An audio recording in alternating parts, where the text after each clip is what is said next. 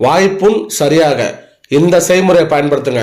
வாயெல்லாம் புண்ணா இருக்கு, நாக்கெல்லாம் புண்ணா இருக்கு, என்னால் காரமே சாப்பிட முடியல, கொஞ்சம் காரம் சாப்பிட்டா போதும், நாக்கெல்லாம் அப்படியே எரிய ஆரம்பிக்குது, நான் தயிர் சாதம் தான் சாப்பிட்றேன், மோர் சாதம் தான் சாப்பிட்றேன், காரமே இல்லாமல் சாப்பிட்றேன் அப்படின்னு சொல்கிறவங்க இந்த செய்முறையை ஒரு வாரத்துக்கு 3 நாள் மட்டும் பயன்படுத்துங்க.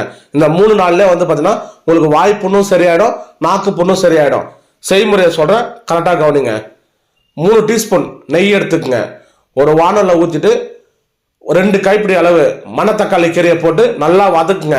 நல்லா வதக்கிட்டு நீங்கள் காலையில் இல்லை மதியம் சாப்பிடக்கூடிய உணவில் ஒயிட் ரைஸில் வெள்ளை சாதத்தில் பார்த்தீங்கன்னா அந்த கீரையை போட்டு நல்லா பிசைஞ்சு தொடர்ந்து ஒரு நாள் விட்டு ஒரு நாள் ஒரு 3 நாள் மட்டும் நீங்கள் சாப்பிடுங்க. அப்படி சாப்பிட்டாலே போதும்.